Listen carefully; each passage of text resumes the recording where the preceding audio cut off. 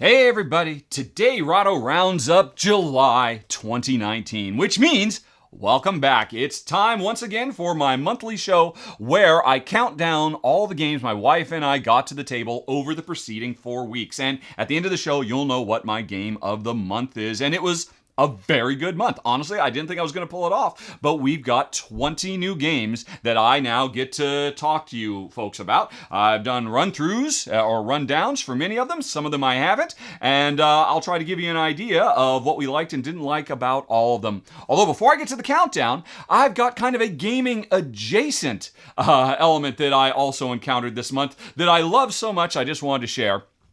If you like board games, and I'm assuming you do, because you're watching this. And if you like comedy, or comedy TV series, let me strongly recommend for you a new 17-part series that you can watch right now on YouTube called Meeple People. Actually, the folks who put it together, they actually sent me a secret link, so I got to see the entire 17-part series. I just sat down and kind of binged it. Now, don't get me wrong, 17 parts, but each part is about 2 or 3 minutes long, so the whole thing is less than an hour, and oh my gosh, this is so good. Meeple People is not the first comedy series about board games on YouTube, but I think it might be the best. It's definitely picking up the baton from the wonderful Board with Life, which was a great series. It had a few seasons, and you really got to know the characters as their lives revolved around board games, but they had real personal issues as well. That's what Meeple People is as well. But the entire 17-part series basically takes place over one game night. And there are several different threads that are interwoven throughout as different games are being played by different groups of people.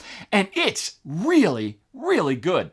I'm going to say Netflix level good. I could see all these things put together to be a pitch show, a pilot for a Netflix program that I would definitely want to watch. And the reason for that is because this is actually filmed in Los Angeles by a bunch of working actors. I actually recognize some of these people from TV shows I've watched on network television. Some of these folks even have recurring characters, as opposed to just, quick walk-ons and commercials and whatnot. Although, so these are all working actors. And the writing is fantastic. The production is fantastic. It's obviously a very little low budget thing because the whole thing takes place over one game night. But the most important thing is it was genuinely entertaining, genuinely funny. It goes for that, what do you call it? Like The Office or Larry David, embarrassy. You're embarrassed for the characters, but you're also empathetic with their situation. That's what it is as these group of people with, very strong personality types are dealing with each other while playing games. And this was obviously made by actual board game fanatics because everything feels real. It doesn't feel like just like Hollywood's trying to co-opt our hobby. And again, the production quality is fantastic. As of today, I think they've put up the first 15 episodes, and the next couple will be out over the next couple days or the next week. And like I said, I loved it. I cannot wait to see more, and I highly recommend Meeple People. You can hit the link down in the show notes to go check it out. Good, fun stuff. And with that out of the way, let's start counting down those 20 games. Although, the first game is going to be kind of odd, because the first game I'm going to talk about, I am not actually ranking. That game is Tapestry, which is the latest big box Civilization 4X style, tracking, the development of human society from the age of antiquity into our far-flung future. Think through the ages, think nations, lots of games like this, all taking inspiration from Sid Meier's Civilization from back in the day. And this one is from Stonemaier Games. And the reason I am not ranking this, I'm mentioning it first, but this is not number 20 of the month. I'm not giving it a ranking because I am under embargo. It's not until September 4th that I can actually release my final thoughts. So I put my actual run-through up. You can go check that out. You're actually seeing it on screen right now. But on the 4th of September, I'll say how Jen and I liked it. And then in the next roundup, I will retroactively insert it. So, is it number 17? Is it number 7? You'll find out next month. But I am just giving a shout out that Jen and I did actually play quite a bit. We've played 6 games of it now, which was the whole purpose of the embargo, to make sure that board game reviewers like myself spent time with the game and really got to know it instead of just wham bam playing it a couple times and then putting their video up because we're constantly in a race. So Jen and I really got some time to breathe with this and play it quite a bit. So I have a lot to say, but you'll hear about that in less than a week. And so I'm mentioning we played Tapestry. You can go check out my run through right now, and in a few days you'll be able to hear my final thoughts. Right, so now let's start with the real countdown with game number 19, Abomination. And it is not the fault of the gameplay that this ranks so low. It's, coming in at the end. This is so not a game for me and Jen. I took a chance and it did not work out. What is the game? It is a really well-designed worker placement game where players are following in the footsteps of Victor Frankenstein trying to make a monster in, is it Victorian era Paris? And engaging in all kinds of super dark, super macabre activities. Grave robbing, you got it. Bribing people at the hospital to grab fresh body parts, you got it. Slaughtering animals to swap in animal body parts when you can't find the matching human body part, you got it. Tracking people down and murdering them in dark alleys, you got it. I am telling you folks, this game is grim. But if you are intrigued by that, and it's not just grim in terms of setting, it's grim in presentation too. As you're collecting all the resources you need to put together your own monster, just what you're building on the table, it comes in without skin and you have to put skin on these things and then zap them with electricity. So, it's way too grim for my wife, Jen. I was okay with it, but our bigger problem wasn't the grimness. I thought she might be able to get through it, particularly because the game offers a lot of opportunities to do humane acts to offset your inhumanity that you do. The bigger issue was there's a surprising amount of take that in this game. A lot of player screwage, which was really unfortunate because as Care Bears, that really turned us off. And also, the game is very, very, very long. I could have definitely seen the game getting a variant that says, hey, let's cut out the first 30% of this game when we really have nothing and we're barely starting to get going, because it takes a while before this game gets going. So it didn't fit for us. But again, if you like really grim, macabre, dark, mature subject matter, and you like worker placement, and you like a good, long, and narrative-driven game, because, I should say, this uses the Crossroads systems from Dead of Winter. It's from Plaid Hat Games, which is a very, very cool way. This is probably one of the, if not the most thematically grounded and, involving worker placement game I've ever played. It's just too bad the narrative wasn't a good fit for us. And it's also way too bad about all the take that's in there. So anyway, that's why it comes in at number 19, Abomination.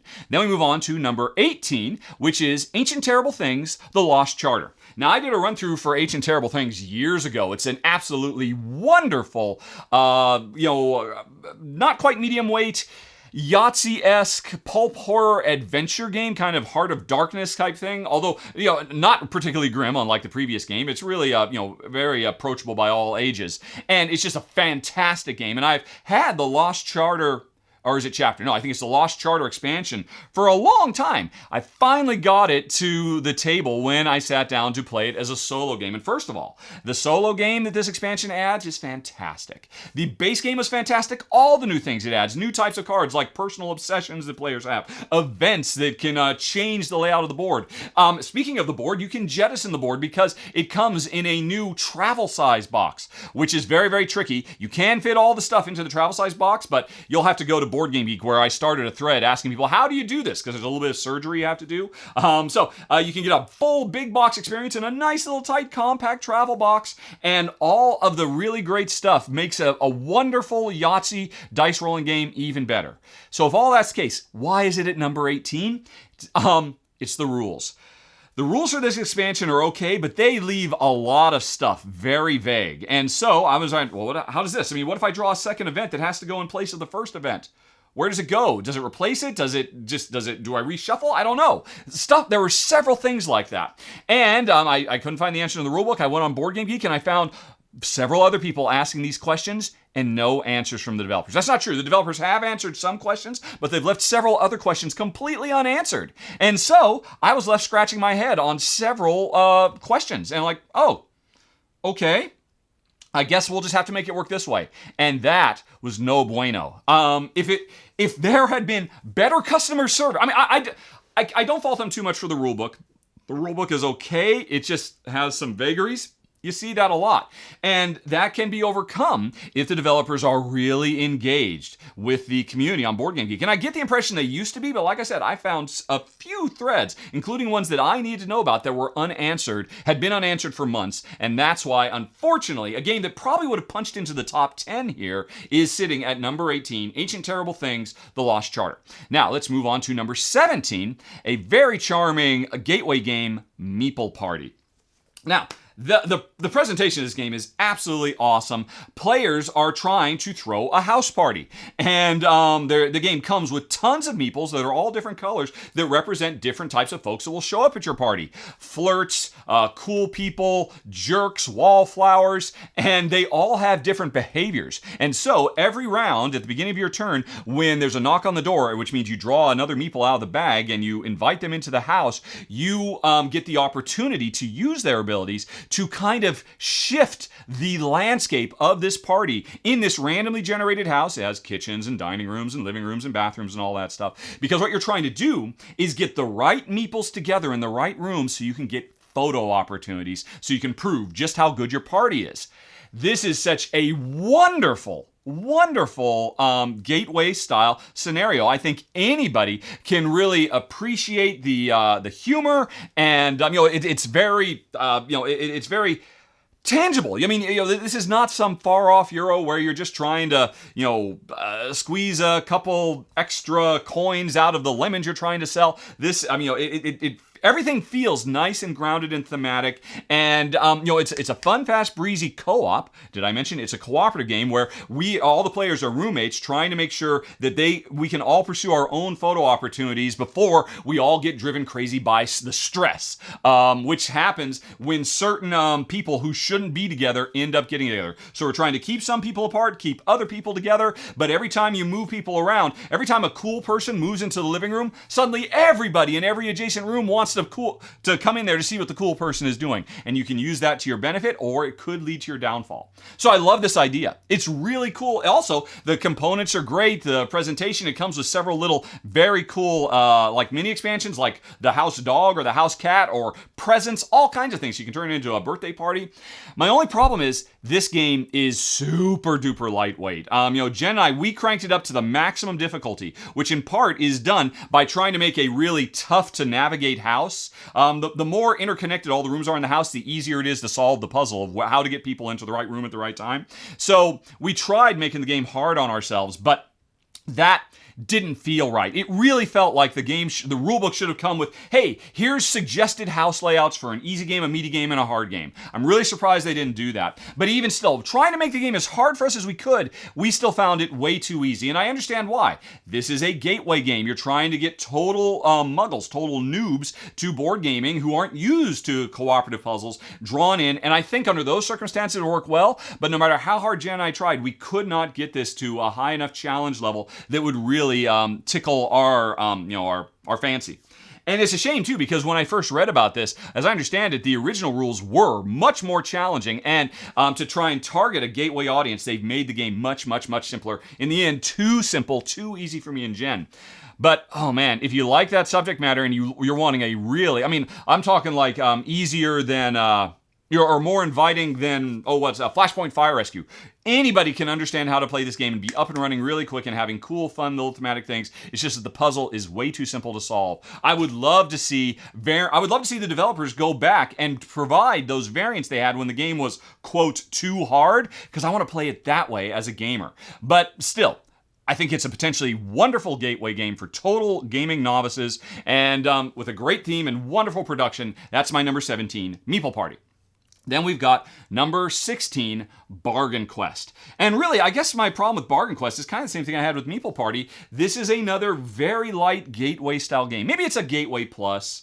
It's a drafting game, and I think it is a perfect thing to bring out if you have if you have converted regular normal people into neophyte board game geeks, and you're looking for the next step after Sushi Go, if you used a really light drafting game like that to bring them in, this is a great next step. It's a very lightweight card drafting game where players are running fantasy weapon and item shops, trying to get draft cards that represent equipment that they can sell to adventurers who have come to fight bad guys. Clever stuff, great presentation, but a little bit, really, I guess my biggest issue was it seemed like the two-player implementation was a little ho-hum, and I really wanted to try this at higher player counts. And again, I think it would be higher player counts of a bunch of novice gamers. I can't imagine wanting to play this over Seven Wonders or Neom or any number of other deeper, heavier, richer drafting games. But this is a great gateway plush introduction. And don't take my word for it, it's super popular. It's had a couple of really big, successful Kickstarters. Tons of expansion content is available. There's a lot of people out there who absolutely love it. But for me and Jen, again, just way. Well, one, it was a bit lightweight. Although, as I understand it, you can play, for the two-player game, a much heavier, deeper, richer one. But the other thing is, Jen and I, we just weren't intrigued. I've played so many really cool two-player drafting games over the last few months. I really wanted to see some cool new ideas brought into how to do standard card drafting, because I mean, it works. It's great for novice, new players who you're trying to bring in. And that's why it didn't rate higher for me and Jen. Number 16, Bargain Quest. Then we've got number 15, Ecos, the First Continent. Now, this is from designer John Clare, and while he is known for all his card crafting games, Mystic Vale, Edge of Darkness, Custom Heroes, this is a real departure for him because it is a tile-laying bingo style game where every round somebody draws something from a bag, it announces what they've drawn from the bag. In this case, it's elements that we're using to create, we're forces of nature, and we're trying to create the first continent and populate it with animals and all that kind of stuff. And we have objectives we're trying to do and special powers we're trying to do, and every round a thing is drawn and said, the water element or the sun element or life element, and then we can use those to activate our special powers. This game is fantastic. And if I were looking at it as a multiplayer game, or beyond 2, 3+, it would probably make it into my top 5 of the month easily. But here's because the combo-driven gameplay is fantastic. This is probably the deepest, heaviest bingo-driven Euro-style game I've seen. I've played a bunch of them, and this could be the best of them they've ever come out. Eclipsing Rise of Augustus, eclipsing Dingo's Dreams, Limes. There's so many of them out there. This one is amazing, except it has, for Jensen, my taste, maybe the worst. Well, it's got to be one of the worst two-player variants I have seen in a long, long time. Now, I complained about it in my final thoughts, so you can hear about it there, but I just cannot stress how disappointed I was. There were definitely different ways I think the developers should have developed the two-player rules. They work. They're solid, but they create such a huge barrier to entry that Jen and I had a hard time forcing ourselves to finish our first game because of the design choices that were made for two-player that would completely go out the window if I had 3 people to play this with, or 2 additional besides myself. So I think if you're looking for a nice midweight, definitely heavier than any other bingo game out there, real gamers bingo, gamer geek bingo, you should check this out. But I would suggest playing it with more than 2, at least until you become an expert at the game. Real heartbreaker. My number 15, Ecos, the First Continent. Then we move on to number 14, Letter Jam, and I was so excited about this. This is basically from publisher CGE, the follow-up, the spiritual sequel to Codenames, which is probably my number 1 party game of all time, although it's a pretty somber party if you're using Codenames as a party. No, that's not true. I mean, you can have a loud, raucous, fun time with Codenames, definitely. And Letter Jam basically takes Codenames, this notion of teams with one player being able to give imperfect information to everybody else, and everybody trying to figure out what they're doing. It combines that with Hanabi, the notion that everybody has their own hand of cards and they can't see what they are. Everybody has their own letter cards. Everybody can see my cards except for me. And as we go around the table, everybody is trying to give me clues that will help me figure out what my cards are. It's super sharp, super clever, and it works really well as a two-player game, which is why I was so excited, because Codenames achieved all those metrics as well. Great game for big groups of people, really works well as a two-player game. Why isn't it higher? Why is it at number 14? A few years ago, I did a run-through for Paperback. And at the time, I said, man, Jen and I, we are not big fans of Scrabble-style games. But Paperback convinced us, mostly because of its co-op deck-building gameplay, that we could enjoy. And so since then, I've been looking for other things that would hit that high watermark of Paperback. I thought this would be it, because it's taking the Scrabble-y word games and mixing with Hanabi, another game Jen and I absolutely love. But here's the thing. Playing this game made Jen and I remember why we don't like Scrabble. Because, oh my God, this game made me feel so stupid. I just so struggled. And, you get halfway through the game, I just don't know. I can't give you any clues. I don't know what to do. And then we go, okay, let's give up. And why did you do this? And they're like, oh my God, that's so obvious. This game, if you love word games and you love cooperative gameplay, you have to try it. It's so brilliant. But here's the thing. It's too brilliant for the way my brain works. My brain, I could not I could not draw words out of my brain in a way that was necessary for me to be able to feel like I was good at this game.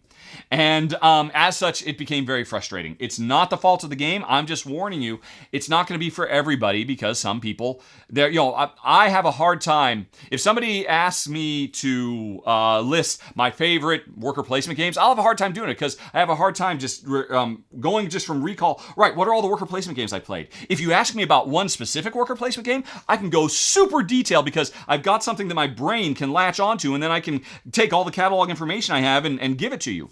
You just ask me for a broad topic, I can't do it. Letter Jam is all about coming up with broad topic solutions to the problem of how can I clue you into your cards. And like I said, it just made me feel like such an idiot.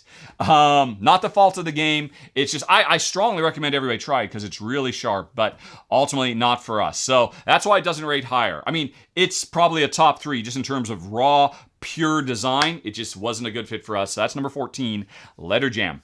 Then we go on to number 13, Merchant's Cove. And I should say, folks, Merchant's Cove was a paid preview I did, because it's a game that's on Kickstarter, so please bear that in mind when I talk about our subjective response to it. And our response was, wow, this is a phenomenal goods conversion, selling to customers to make points Euro game, which obviously is very well-tread subject matter. I've seen a lot of games. What makes Merchant's Cove unique? Every player is a completely unique merchant playing their own unique game. The Alchemist plays a potion explosion, dropping marbles type game. The Blacksmith plays a dice matching mitigation game. The Time Traveler plays a rondel game. I mean, everybody who's sitting down, we're all trying to make goods that we can sell to these customers that are coming in on boats. So we have this central game that pulls us all together, but then we're all playing our own special game. The captain sails around and goes and finds treasure to sell.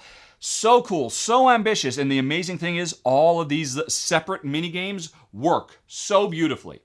And so much so that Jim's like, oh, we got to keep this one. I want to play them all. And, we were really very impressed. Only one problem. That central game that ties everything together is a fairly cutthroat mercantile simulation. The closest example I could draw to would be Imhotep, which is fairly well known for, I'm trying to take advantage of market situations to maximize my output, and if you see what I'm trying to do, you can totally ruin all my plans, and you can do it over and over and over again. And don't get me wrong, I don't mind having my plans ruined. I like the challenge of overcoming a hurdle like that. What I don't like doing is ruining your plans. And as a two-player game, you have to be so aggressive. Because if I see that you've been building up a boat full of customers for the thing that you're making, and I'm not making that thing, I have to redirect that boat someplace so you can't sell to them. And that'll be a huge, huge setback for you. And yeah, Jen and I just spent the whole game apologizing to, and we're having so much fun playing our little mini games and all this cool stuff, but man, it's mean. So that's why it's number 13, because it's too cutthroat for us. At higher player counts, I don't think it'd be quite so bad, because higher player counts, you don't have the zero-sum nature of things. You can have more collusion between players based on the shifting market. And also, I'm excited because as I understand it, the developers are working on a more Care Bear friendly variant for 2 players. because I complained? Maybe, I don't know, but I want to love this game because it's so good. All the mini games could have been games on their own. So you get effectively 7 games if you get the expansions that are available on Kickstarter worth of content here.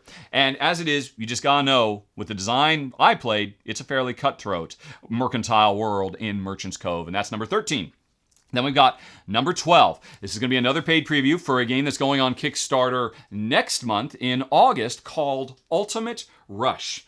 Now, this is a real-time, what would you call it? It's a competitive game where players are racing against each other to be the first to build a little tableau. I guess it's kind of like a tile laying game, where I've got a hand of cards that represent my ability to harvest strength or money. And once the timer starts, everybody's racing as fast as they can to put these out in a little grid and then say, boom, I'm done, so that they can get a variable amount of strength to fight off monsters that are attacking the town and a variable amount of money to buy the items they need to fight off these monsters. The central puzzle is really good. Fun, fast, quick, engaging. And the nice thing is, unlike a lot of these games that really punish you for being slow, or really over reward somebody who's crazy fast, this game, you can be a bit more laid back. If you're the last person to go, you're in like the catbird seat because you have all the time in the world. There's no penalty for coming in last, which means you can see what everybody else has done and then rearrange your circuit to best take advantage of the market that you can anticipate after they've all gone. Because you will be last to go to the market. You will be last to fight the monsters, but you can probably make the best lattice. And this deck of cards that you're using to make this grid, you can upgrade that over the course of the game. You can get items. There's a lot going on here in what's effectively a filler game. As I recall, with Jen and I, we played it in under 10 minutes, and I think it's supposed to be 5 minutes per player. So this is a phenomenal filler game, surprisingly thinky, and again, real time, but real time that doesn't harshly punish you if you want to take your time. And that's a rare thing, and that's what makes Ultimate Rush kind of special in my book. Alrighty. Then we go on to number 11, another paid preview for a game on Kickstarter. So again, grain of salt, that caveat out of the way.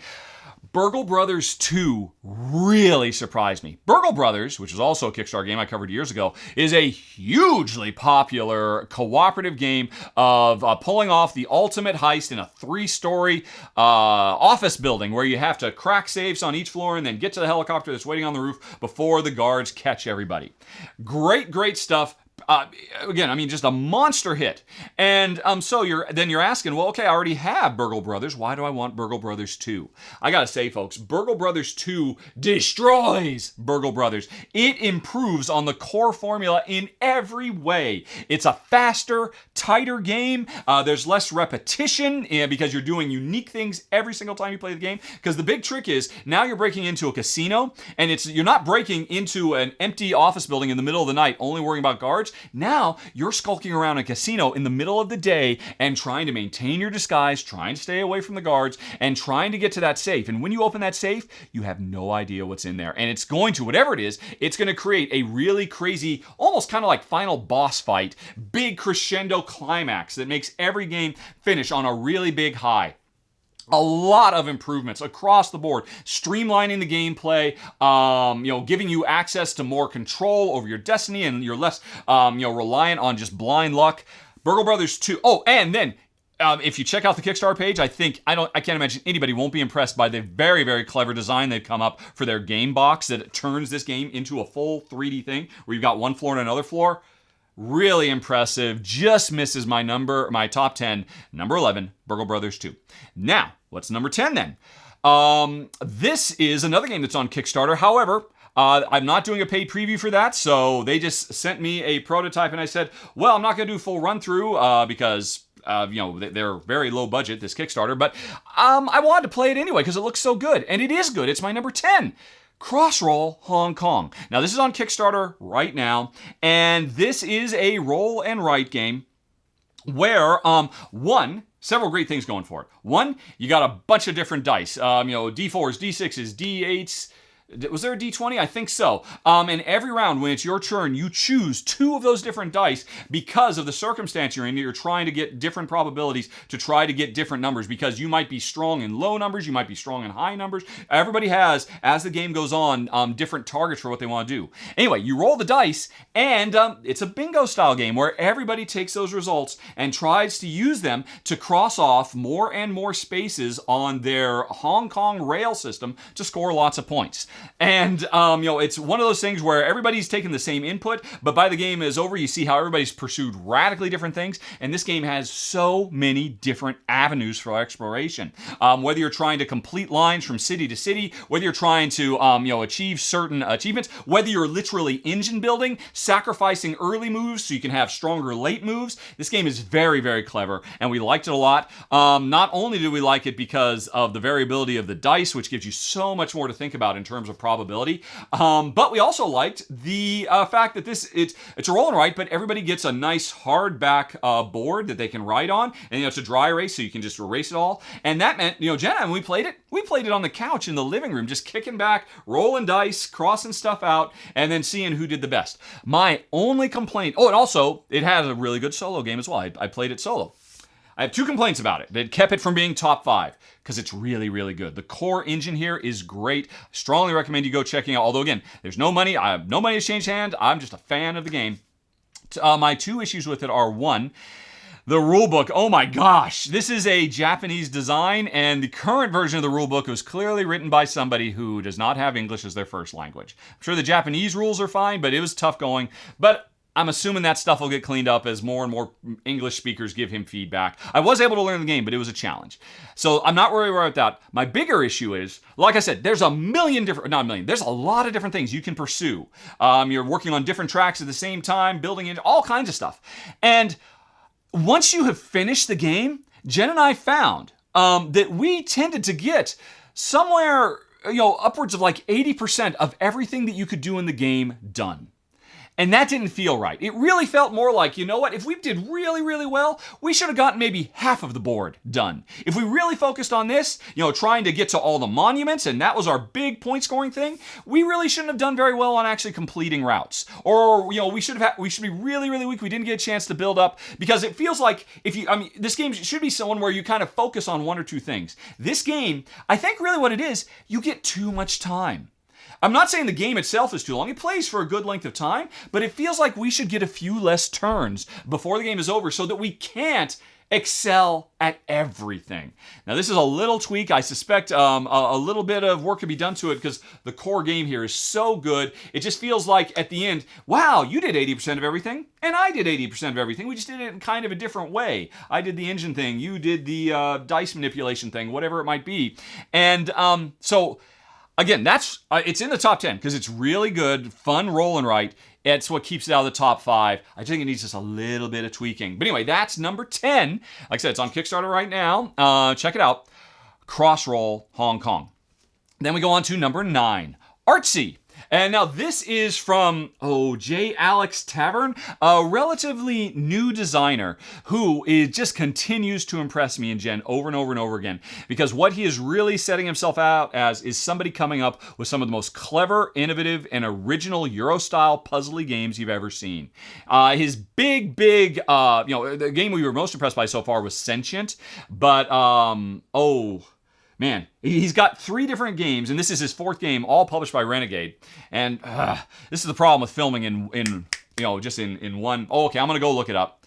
Because it's something like Crossroad or something like that. Oh, Alex, what were your games? Sentient is a phenomenal puzzly AI development game. Sentient. All right. And, Dungeons. He has this really cool tile-laying dungeon game that we were really impressed by, too. And Prowler's Passage is a really great tile-laying puzzle game. Really fun stuff. Passing Through Petra, I thought worked really well, but just needed a little bit of tweaking, especially at lower player counts. Gold West. Oh, that's his big one. Gold West is an amazing... Gold West is as close as you can get to Macau without Stefan Feld.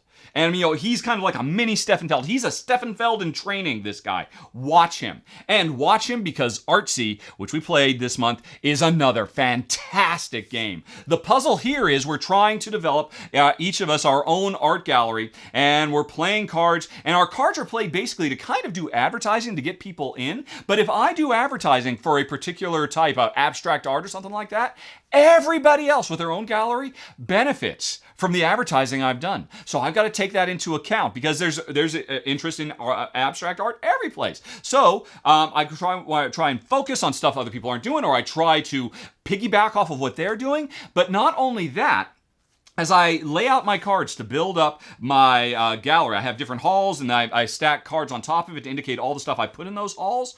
I can actually draw interest from the player to my right and the player to my left, depending on what's on the outer edges of theirs. So this game is, you are so lockstep thinking every step of the way about what your opponents are doing and what type of gallery they're making so that you could take advantage while not giving them huge advantages as well. It's a super sharp game, fun, fast, and just a brilliant little puzzle. Like I said, J. Alex Kevern, he is one to watch. Definitely. I've been impressed by everything I've seen of his so far. Gold West is amazing. Sentient is phenomenal. And this is his number 3 best game so far. ArtSee. Love it, love it, love it. So that's number 9. Then on to number 8. Rail Pass. Love it, love it, love it again. Oh my gosh. Both Jen and I like this one so much that she was willing to get on camera. The run through I just put up earlier today has her and me playing through this cooperative real-time pick up and deliver train game. And I gotta tell you folks, Jen and I both hate pick up and deliver. It's probably one of, if not the, no, I'm not going to say the, it's one of our least favorite gameplay mechanisms, but here it's so great because you are not abstractly picking up and then just moving stuff around a map, which we always find very tedious. Here you're physically loading up trains, picking them up, and handing them to each other in real time, trying not to spill and trying to keep track of what engineer is on what train so that they don't quit on you because you don't push them too hard, racing to get all the goods to the right. This is a blast. I've actually played this as a 2-player game just with Jen and as a 3-player game at a convention. And man, I would love to play this at the full player count. I think it goes up to 6 players. Just total chaos. But again, you're just focusing on, right, here's what I've got, and here's what I can give to my immediate neighbors, and then hopefully they can get it the rest of the way. The teamwork here is phenomenal. And for people who are really put off by real-time games, I know a lot of people just don't want anything to do with it. The nice thing is this might work for you because it is so laid back about the time. If you don't want super duper pressure, the game says, just give yourself more time. Don't give yourself the basic, give yourself 15 minutes instead of the standard 10 minutes. We don't mind. We just want you to have fun. And work your way up to the high stress. Because when you play with the tight timeline, oh my God, this game is stressful. But it could be a very relaxing, laid back activity if you give yourself excess time and you can practice and get good at it. The components are really nice. The gameplay is very clever. Super duper impressed by it. My number 8, Rail Pass. Then we've got number 7, Sieeping Gods. Once again, folks, this was a paid preview, so take my opinions with a grain of salt, but this is the later from designer, artist, publisher Ryan Lockett. If you know my show, you know I'm a big Lockett booster, and yeah, I'm here to say Sieeping Gods does not disappoint. It's interesting. Those last few games, Islebound and Near and Far and Above and Below, and they've all been set in this contiguous fantasy universe he's been creating. This one, he's jettisoned that. He's creating an entirely new scenario, which is set in I think the 20s or 30s. A small steamship has gotten lost in kind of a Land of the Lost type world, and the crew are just traveling around having adventures trying to find a way back home. The subject matter is great. The story narrative, it is he just continues to learn. He and his wife and his other writers, they learn how better every step of the way to really integrate narrative into a fun Euro-y exploration world. And this is his best example of it yet. And it comes with such an amazingly fun, puzzly combat experience that Jen and I absolutely adored. One of the best combat. If I ever do a top 10 board game combat systems, it might be my number 1. It might be the best one I've ever seen. Certainly in the top 3. So smart, so fun. The only reason it didn't make it, it wasn't my number 1 of the month is, I'm playing a prototype. And the version I played, some of the rules for player scaling at different player counts is still undergoing some tweaking and fine-tuning. And it felt like it needed to be a little bit more tight how resources are spent to work with your teammates because it's a cooperative game. But still, very, very impressed by this. And I have every reason to assume he'll get those last bits worked out between the prototype phase he's in now and the final version when it goes to retail, next year probably? But suffice to say, this is him working at his best. The world you explore, the way the map book works, the way the narrative works, the way the combat works, it all comes together in a wonderful package. My number 7, Sieeping Gods. Number 6 is another game that was on Kickstarter. So again, another paid preview from Queen Games, Rune Stones. And here's why I was excited to cover this. It's from Gùgōng, one of the most respected designers in all of Euro gamingdom, with good reason. He's not quite as flashy and well-known as Uwe Rosenberg and Stefan Feld, but he just puts out fantastic design after design after design, year after year. And this is his latest one. And this is his first time he's ever done deck building. And this is a really great crackerjack deck builder because it pushes one of my favorite ideas in deck building that you've seen in some games, but this one pushes it far on the other one. The idea of, hey, you spend a lot of time building your deck, you also spend a lot of time ripping your deck apart. Deck construction and deck destruction to achieve your goals. It's got great presentation. I do think somebody pointed out, it looks like it's really not very colorblind friendly at all. That could be a real issue. I'm not quite sure what Queen has in mind to solve that problem, but wow, we were really, really impressed. We love deck builders, and we love deck builders that put us in that tense decision of, right, I want to keep this card in my deck, but I got to throw it away if I want to win this game. But the game is still going for a while. And probably one of the most clever hand management systems I've ever seen, where you have to play 2 cards knowing that one of them will be lost forever and the other one will be the one that you get to keep. And usually the one that will be lost forever is the one you want to keep, and the one you get to keep is the one you want to get rid of. So brilliant, so simple. And while we just played the basic game, from what I saw, a lot of really great expansion content coming for it too, which of course any great deck builder needs. So number 6, Rune Stones. Very, very impressed. Gùgōng does not fail again. If you love Goa, if you love Istanbul, and if you love deck building, you got to check it out. Okay, number 5 is Clank Legacy Acquisitions Incorporated. And I gotta say, folks, when I said right up front that, man, I didn't know how many games I was going to get covered this month, it's because Jen and I, Clank Legacy and Tapestry, we played more than anything else. Played Tapestry a half dozen times, played Clank Legacy a dozen times, because of course I had to play through the entire Legacy campaign to get a sense for what it feels like. And what it feels like is, this is an excellent Legacy style deck builder. If you like Clank, you gotta seek it out because it's probably the best Clank has ever been. That's not to say it is perfect, because we definitely had some problems. There are some evolutions to the Clank formula that exist only while you're playing through the campaign that maybe made Clank a little bit more cumbersome, a little bit almost, I think I used the word bloated, but it didn't matter. We were still having so much fun throughout. And now that we finished it, we've got a really wonderful customized version of Clank that's different than anybody else's in the world, and it just sits right on the shelf and can mix and match with all of our previous Clank content, and it was a blast. Not the best Legacy game, but a really solid one that just hit it out of the park. Number 5, Clank Legacy Acquisitions Incorporated. Then number 4, it's another paid preview, folks, for a little cooperative, really kind of classic 80s arcade Space Invaders Galaga simulation called Bossin Space. And folks, this game super duper impressed me. I mean, this has punched its way up past a lot of other titles.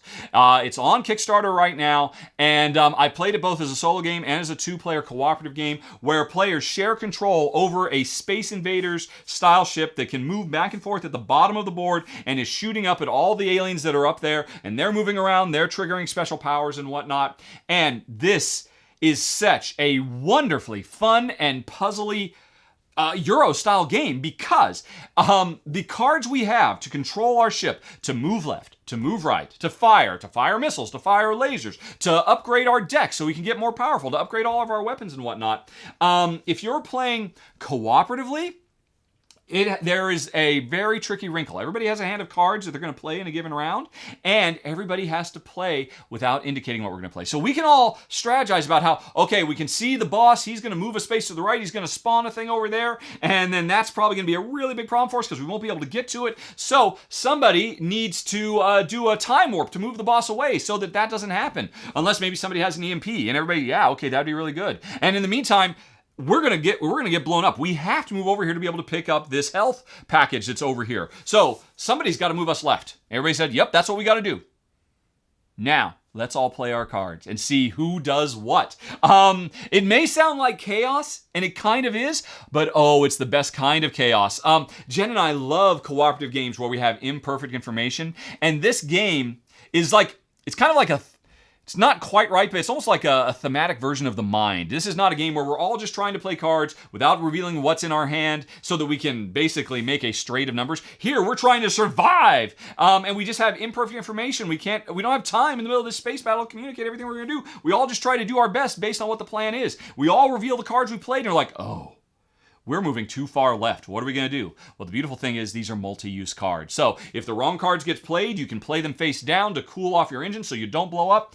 Really fun, solid stuff.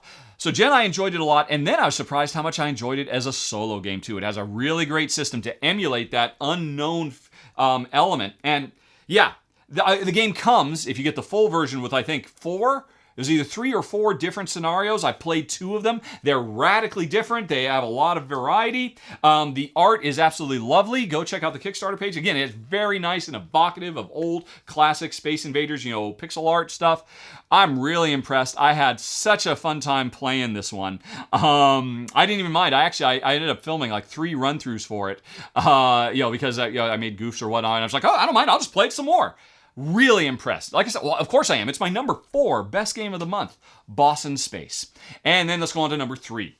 Old West Empresario. This is the sequel to Pioneer Days, which I mentioned when I did a run-through for it last year, was such an amazing dice drafting game set in the American West as we were trying to survive a series of disasters, making it out to a new homestead so we can build a town, all by dice drafting. This is the sequel where now we're using dice drafting to actually build those towns.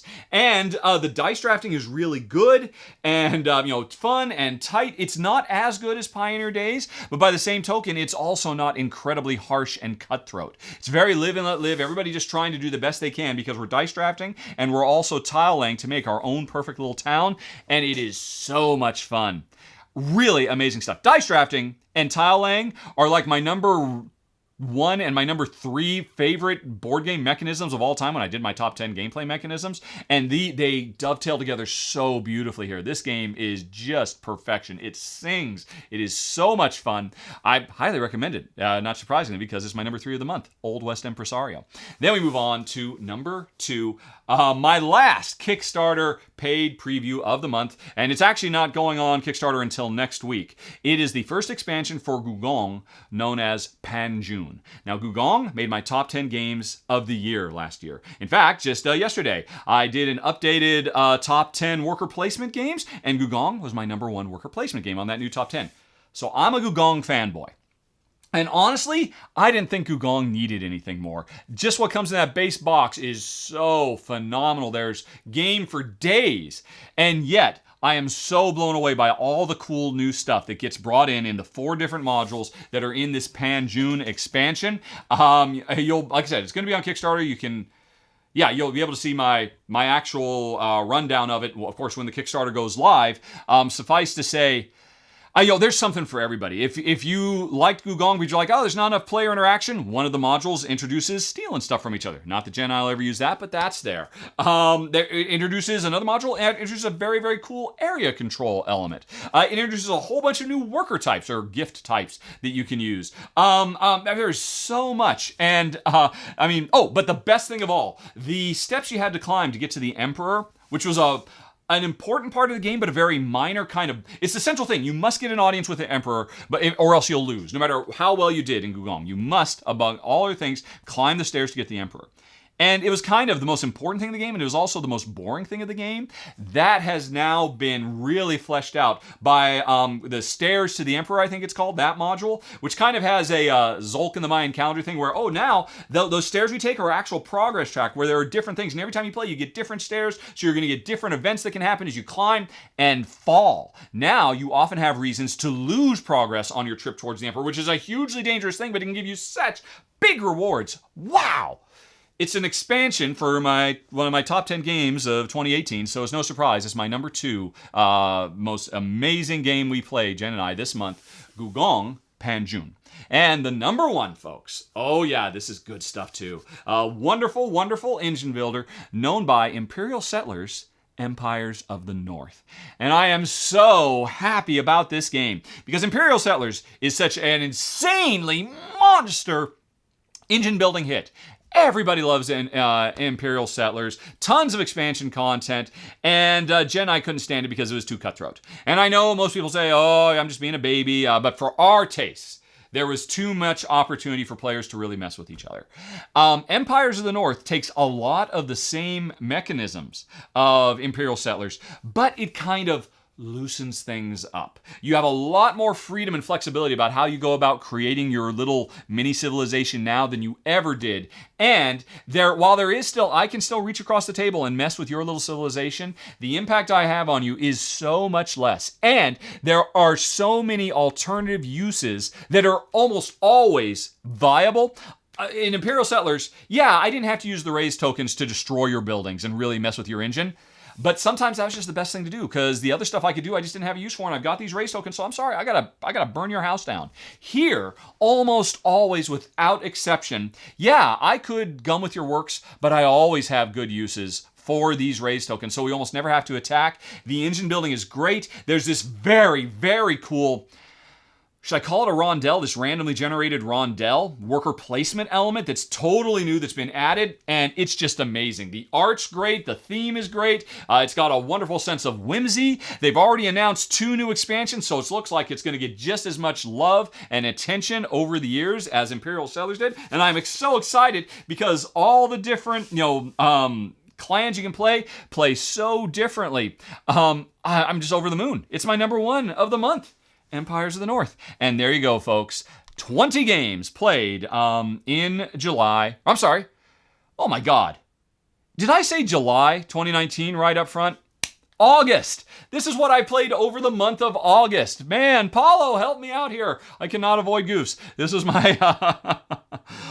Oh man, I'm not going to record all this again. You get it one take, warts and all. That was my rundown for the month of August. 20 games, many of them amazing. And some of them still on Kickstarter right now. Again, you can go check those out. But, so just don't take my word for it because I was paid to give you my opinion. But that's it, folks. And I'll see you again in another 4 weeks or so to talk about my 30 games of September. Right? Yes. I've lost all meaning. And I will also have to briefly revisit this list to be able to insert Tapestry once I can reveal to the world what Jen and I thought. All right, folks. Thanks as always for watching. Have a very nice day. Talk to you later. So long. Bye-bye.